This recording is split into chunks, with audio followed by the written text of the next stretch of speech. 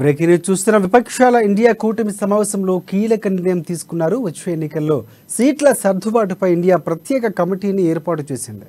13 మంది సభ్యులతో కూడిన కమిటీ ఏర్పాటై ఈ కమిటీ సీట్ల సర్దుబాటుపై నిర్ణయం తీసుకోనుంది. ఇక నెల 30 లోపు సీట్ల సర్దుబాటుపై నిర్ణయం తీసుకోమని ప్రకటించనున్నారు.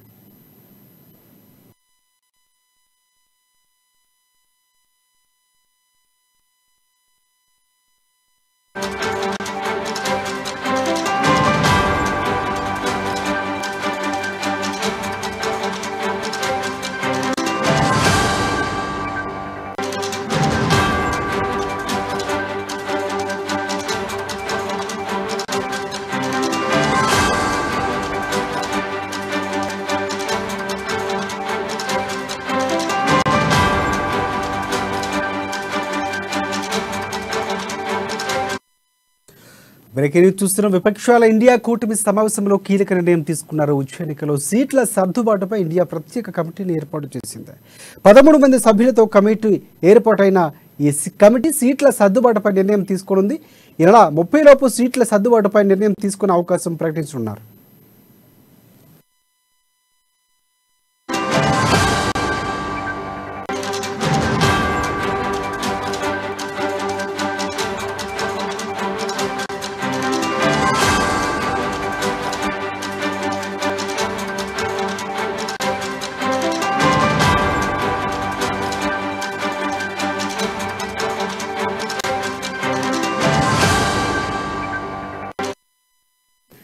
బ్రేకింగ్ న్యూస్ చూస్తున్న విపక్షాల ఇండియా కూటమి సమావేశంలో కీలక నిర్ణయం తీసుకున్నారు. వచ్చే ఎన్నికల్లో సీట్ల సర్దుబాటుపై ఇండియా ప్రత్యేక కమిటీని ఏర్పాటు చేసింది.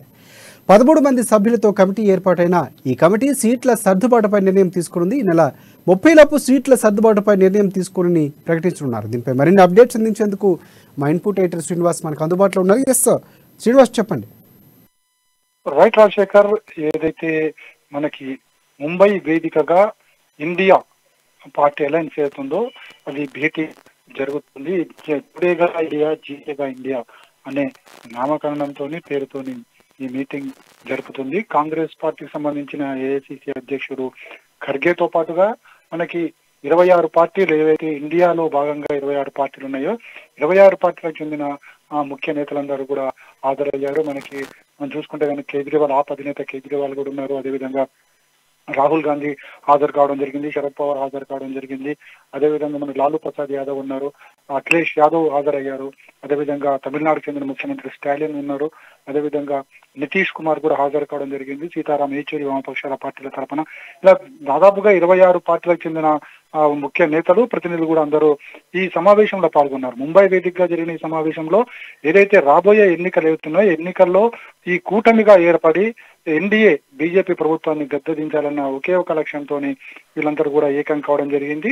అయితే ఈ కూటమి మధ్యలో అనేక విభేదాలు, అదేవిధంగా కొన్ని అభిప్రాయ భేదాలు కూడా ఉన్నాయి. సో వాటన్నిటిని కూడా పక్కకు పెట్టి వచ్చే ఎన్నికల్లో లేదా ఈ డిసెంబర్ లో ఎన్నికలు రాబోతున్నాయనే ప్రచారం ఏదైతే జరుగుతుందో ఈ నేపథ్యంలో వీళ్ళందరూ కూడా ఏకం కావాలి. ఈ విభేదాలు, భేదాభిప్రాయాలన్నీ కూడా పక్కకు పెట్టి వచ్చే ఎన్నికల్లో బీజేపీని ఓడించాలి అనే ఒకే ఒక లక్ష్యంతో వాళ్ళందరూ కూడా ఈరోజు సమావేశం కావడం జరిగింది. ఈ సమావేశంలో ప్రధానంగా చూసుకుంటే కనుక ఏదైతే సీట్ల సర్దుబాటుకు సంబంధించి అనేక అపోహలు వస్తున్న నేపథ్యంలో మొత్తంగా ఈ సీట్ల సర్దుబాటు ఎలా ఎన్నికల్లో పని చేయాలన్న దాని మీద ఈ మీటింగ్ ప్రధాన ఉద్దేశంగా కనిపించింది. మొత్తం అంటే భవిష్యత్ ఎన్నికలు ఏవైతున్నాయో బీజేపీని గద్దెదించే దిశగా ఈ ఎన్నికలు రాబోతున్నాయి కాబట్టి ఈ ఎన్నికల్లో 13 మందితోనే ఒక కమిటీని కూడా ఏర్పాటు చేయాలని చెప్పేసి ఇండియా పార్టీలోని అలయన్స్ లో భావించడం జరిగింది. అదేవిధంగా ఎక్కడ సీట్ల సర్దుబాటు, ఎక్కడెక్కడ ఏ పార్టీకి సీట్లు ఇవ్వాలి, అదేవిధంగా ప్రాంతీయ పార్టీలు అయితే ఎన్ని సీట్లు ఇవ్వాలి, అదేవిధంగా జాతీయ పార్టీలకు ఎన్ని సీట్లు ఇవ్వాలి అనే దాని మీద ఈ కూటమి 13 మంది సభ్యుల కూటమి పనిచేయబోతుంది. అదేవిధంగా ఈ సీట్ల సర్దుబాటుకు సంబంధించి ఈ నెల 30 లోపు పూర్తిగా సర్దుబాటు చేసుకునే దిశగా అయితే ఒక ఆలోచన చేసింది. అయితే ఎందుకంటే ప్రధాన కారణం ఈ డిసెంబర్ లో ఎన్నికలు వచ్చే అవకాశం ఉంది అని చెప్పేసి ఒకవైపు ఊహాగానాలు వస్తున్న నేపథ్యంలోనే ఈ 30లోగా ఈ మొత్తం సీట్ల సర్దుబాటుకు ఒక అవగాహనకు రావాలని చెప్పేసి కూడా ఇండియా కూటమి నిర్ణయించడం జరిగింది. అదేవిధంగా బహిరంగ సభలు, అదేవిధంగా ర్యాలీలు నిర్వహించాలని చెప్పేసి కూడా ఈ కూటమి నిర్ణయించడం జరిగింది. అదేవిధంగా లోక్సభ ఎన్నికలకు సంబంధించి ఖచ్చితంగా అందరూ కలిసి పోటీ చేయాల్సిందే.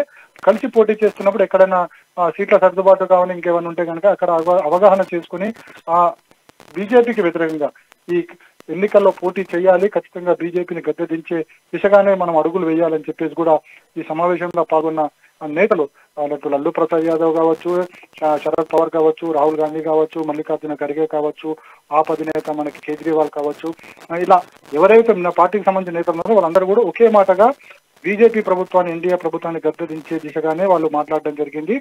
ఈ దిశలో అందరూ ఖచ్చితంగా సయోధ్యతోని ముందుకు వెళ్ళాలని చెప్పేసి కూడా నేతలు పిలుపునివ్వడం జరిగింది. రాజశేఖర్ రైట్. ఇంకోటి శ్రీనివాస్, ప్రధానంగా జమిలీ ఎన్నికల ఇష్యూ కూడా ఇప్పుడు నడుస్తున్నటువంటి పరిస్థితి కనిపిస్తుంది. అంటే ఆ టాపిక్ కూడా మాట్లాడే అవకాశం ఉందా? అంటే ఇటువైపు బీఆర్ఎస్ రెడీ అని చెప్తుంది, అలాగే బీఆర్ఎస్ సంబంధించి ఇంతవరకు ఏ పార్టీ అంటే ఇటు ఇండియా కూటమిలో కానీ ఎన్డీఏకి సంబంధించి కానీ ఎక్కడా లేనటువంటి పరిస్థితి. అలాగే మాయావతి కూడా 2 స్టేట్మెంట్ ఇచ్చింది, 2 పార్టీలకి 2 కూటమిలకి మేము దూరంగా ఉంటామని చెప్పినటువంటి పరిస్థితి కనిపిస్తుంది. అంటే ఇలాంటి బలం ఉన్నటువంటి కొంతవరకు కూడా కలుపుకునే ప్రయత్నం చేశారు గతంలో. సో అలాగే ప్రధాన అభ్యర్థి ఎవరు అనేది ఒకవైపు రాహుల్ గాంధీ అని చెప్తున్నప్పుడు కూడా అంతర్గతంగా కొన్ని ఆప్ నేతలకు ఇచ్చే అవకాశం ఉందని కూడా వస్తుంది. వీటన్నిటిపై కూడా చర్చకు వచ్చినట్టు ఏమైనా తెలుస్తా ఉందా మనకి?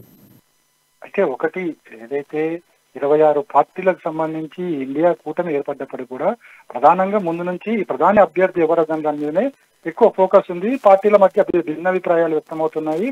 ఈ ప్రధాని దీన్నే ఎన్డీఏకి బీజేపీకి కూడా ఒక ప్లస్ పాయింట్ అనుకోవచ్చు. వాళ్ళు పదే ప్రచారం చేస్తుంది ఒకటే, ఏదైతే ఇండియా కూటమి అని చెప్పుకుంటున్నారో ఆ కూటమిలో ప్రధాని అభ్యర్థి ఎవరనేది కూడా వాళ్ళు స్పష్టంగా చెప్పాలని చెప్పేసి కూడా గతంలో బీజేపీ అనేక సార్లు వివరణ కోరడం జరిగింది. అదేవిధంగా జమిలీ ఎన్నికలకు సంబంధించి ఏదైతే మరికొద్ది రోజుల్లో పార్లమెంట్ అత్యవసర సమావేశాలు దీనికి సంబంధించి 1 నేషన్ 1 ఎలక్షన్ అనే మూడ్లో ఏదైతే ఒక చట్టం తీసుకోవాలని ఆలోచన చేస్తున్నారో దీని మీద కూడా కూటమిలో చర్చ జరిగింది.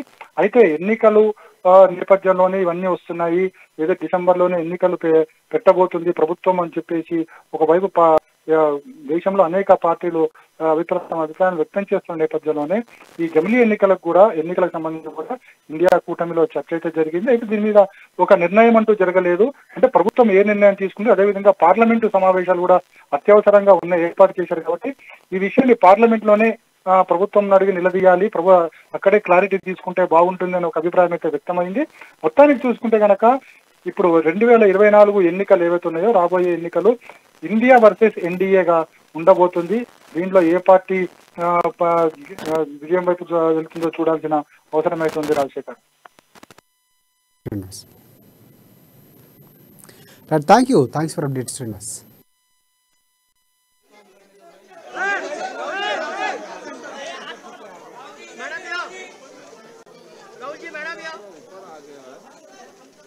अपना 4 शब्द आपके सामने रखूं। आज की ये जो बैठक हुई ये बहुत ही ठीक ढंग से सभी पार्टियों ने मिलके, इसका उद्देश्य क्या था ये तो उद्धव ठाकरे जी ने कहा है और हम इसकी कोशिश बहुत दिन से कर रहे हैं। जब मैं बेंगलोर में था उस वक्त भी जो वहाँ पर मीटिंग हो गई थी, इससे पहले पटना में हो गई थी, उसके पहले तैयारी के लिए हमने मेरे घर पर भी राहुल साहब और नीतीश साहब, तेजस्वी